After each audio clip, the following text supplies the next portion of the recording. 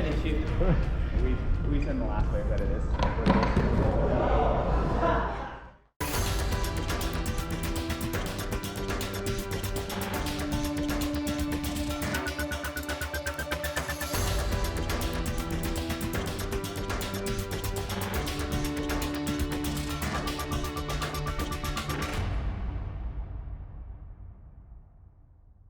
What's going on, everyone? Welcome to Ninjaverse TV, the show where we take the best Ninja Warrior athletes and put them to the test. I'm your host, Mike Raver, and we are back. After a long hiatus, we are back, and I am super excited to bring you a whole new competition that's a little different than what we were doing before.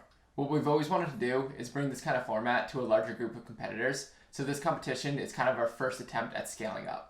This competition is a part of the Winner Takes All series that the gym TA Plymouth is hosting. This series is super cool. Basically, they've been doing it throughout the year, and each competition is just a different format. So one competition they had was like an American Ninja Warrior city qualifiers and city finals all in one competition. Another one that they had was UNX style, so it was all in isolation. And now they're having one that's going to be Ninjaverse style. The winner of each series is going to move on to a finals competition. The finals is going to be a really big thing that they're putting on. Highly recommend checking out this series if you don't know about it, especially if you're up in the New England area. And if you don't know TA Plymouth, I highly recommend checking them out. They're part of the TA Fitness family, TA Fitness being owned by Jenny and Dave Kavanaugh, but this gym is run and owned by Kyra Tatlow and Reale. Those two are, first off, some of my favorite people ever, but I think that they're honestly, and I mean this as objectively as possible, some of the best coaches in the sport. They're unbelievable coaches. The gym is fantastic. It's one of my favorite to train at. Highly recommend checking it out if you've never been there before. It is a great training facility. But now let's get to the competition. So like I said earlier, this competition had to be run a little differently because we decided to open it up to more people. We opened it up to 45 slots, and unfortunately we didn't fill nearly as many as we were hoping for, but it was kind of a blessing in disguise. We ended up getting 20 athletes in this competition, and this was the perfect size in order to test out scaling up what a Ninjaverse would look like on a larger scale. But because we opened it up to more than 5 competitors, we obviously have to change up the video format. So if you have any thoughts on the video, on the format that we decide with, if you have any other ideas or suggestions that we could do that would, highlight the athletes better, be able to show more runs in a more exciting way, that's what our mission is here. We really want to be able to just highlight the athleticism of the sport. So if you have any feedback, criticism, thoughts, anything whatsoever, feel free to reach out. Please just let us know what your thoughts are, or if you would like a different format. So what we're going to do is we're going to have 5 videos for this competition. The first is just going to be the preview. This is going to introduce the competition, we'll introduce the events, the course, and we'll introduce the athletes. And then lastly, Lucas, Kyra, Isaiah Milgram, who's helping out with the filming and helping us run the competition, and myself all made top picks for the men's competition and the women's competition, and so we'll go over who our top picks were. The next 2 videos are just going to be raw footage from the first and second wave. So it'll basically just be all of the events back to back to back, so you can watch all of the runs if you want to see every single run, if you want to see certain events, certain athletes, basically everything will be there. We'll also have the run order and links in the description, so you can kind of hop around to certain events. So if you don't want to watch all of it, you can just watch particular moments, and we'll have all of those short links in the description. And then last but not least, we'll have the last 2 videos, which will be basically a summary of the men's competition and then a summary of the women's competition. We'll show the top runs of each event, we'll show highlights, we'll go into like a little bit of analysis, and then obviously go over all the results of the men's and women's competitions in those videos. Alright, so now that we got all the logistics out of the way, let's get to the details of the competition. As in past competitions, there's going to be 3 events. We're going to have the full course run, we're going to have a skills event, and we're going to have a workout. The course is going to be 14 obstacles long, and the athletes are going to have 2 attempts at running this course. There are kind of 2 cruxes to look out for in this course. The first is the salmon ladder line, where it goes salmon ladder into wingnut, into UFO, into special delivery on a slider. This is actually broken up into 3 obstacles. The first is a touch point. As soon as you touch the wingnut, that's going to be a clear. The second is going to be a touch point on the special delivery. As soon as you touch that, it's a clear. Even if you don't grab it, as long as you touch it, clear. And then last will obviously be the black dismount. The second crux, and this is the really tricky one, is the flying bar line at the end. Athletes are going to start on the trampoline and they're going to jump and place the bar into the bungee cradles. Then they're going to do a 90-degree turn with that and place it into the first sky hooks. Then they're going to turn around for a big underhook move. From there, they'll lachey to the ring and then to the dismount platform. Once again, this is broken up into 3 different pieces. The first is actually going to be landing the bar on the bungee cradles. The second checkpoint is going to be the 90-degree turn as soon as it lands in the cradles. And we're going to do show control, so if you land and peel, that's not going to count. You kind of have to actually make forward progress in order for it to count. And then the last will be the dismount platform. The course is going to finish up on the rollers into the warp wall. As soon as you get 2 feet to the top, time will be over. Athletes have 2.5 minutes to complete this course. The second event is the skills portion, and this is actually going to be almost like a mini competition within the competition.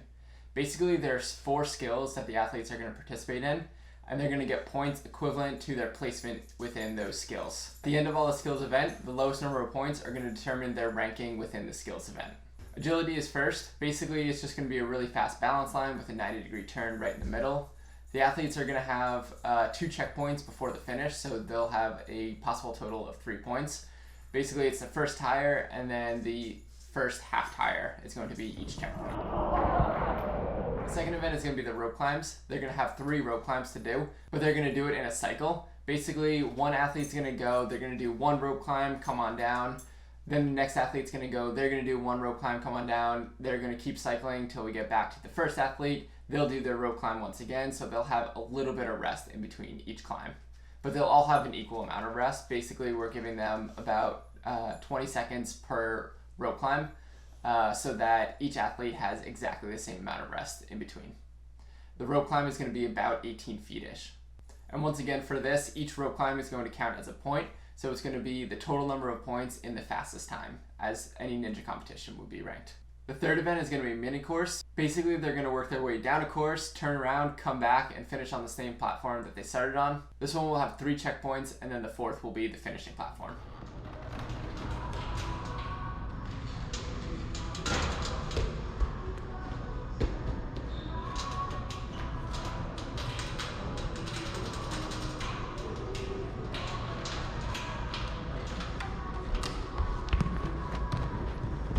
Last but not least is the bar traverse. They're going to circle the rig only using their hands. They're going to have 30 seconds to do it. That's about it. There's going to be 3 checkpoints along the way, similar to how the mini course was.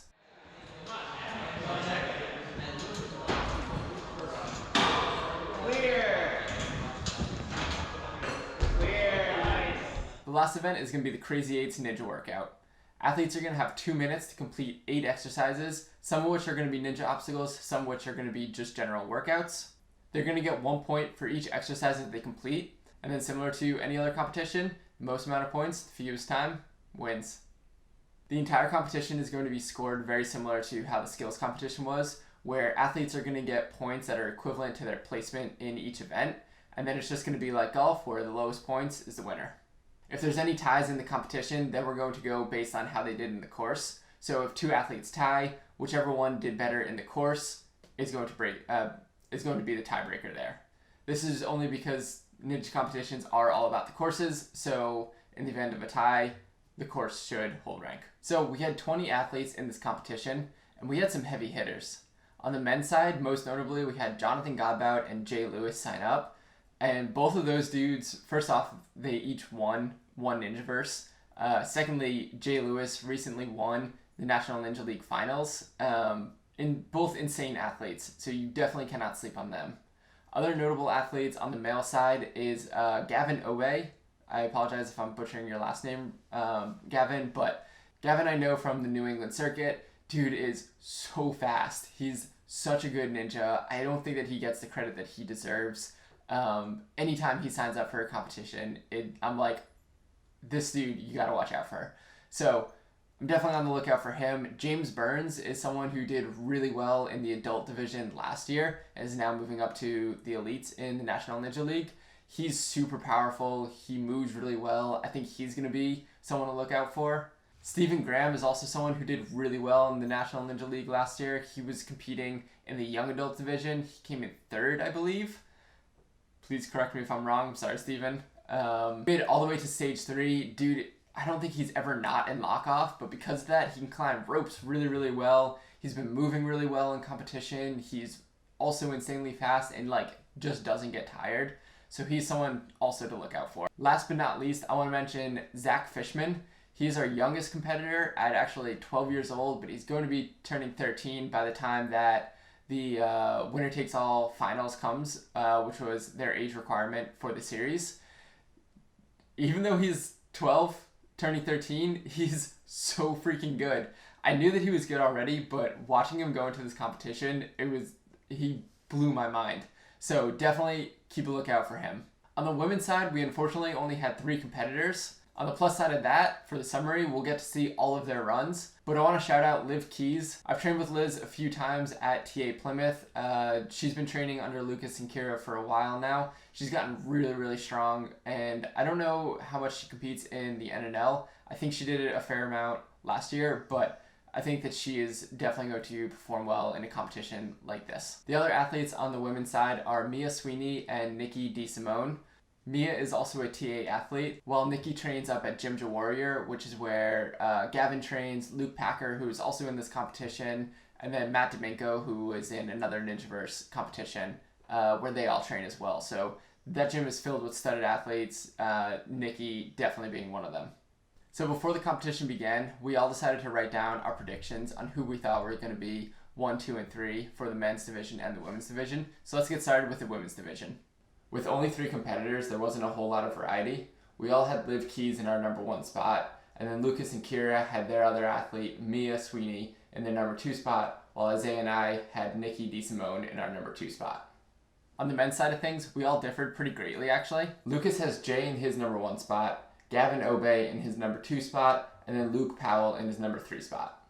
Kyra went Jonathan Godbout, Jay is number 2, and then Stephen Graham in number 3. Isaiah also went Jonathan Godbout as number 1, Jay number 2, and then he went James Burns in his number 3 spot. And then I put Jay in my number 1 spot, Jonathan Godbout in my number 2, and then Gavin Obey in my number 3 spot. After the season that Jay has had, in my opinion, it's tough to bet against him. Jonathan is a really good pick, but again, there are a lot of really, really solid athletes in this, and this is a totally different competition style than a normal ninja competition. So honestly, not really sure what's going to happen, but that's all we got for the preview episode.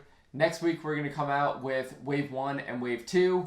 Those are going to be separate videos. It'll just be all raw footage, so you'll be able to see the results from there. But then in 2 weeks, we'll have the actual summaries for the men's and the women's competition.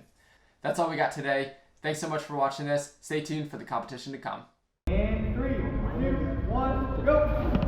Oh, mother!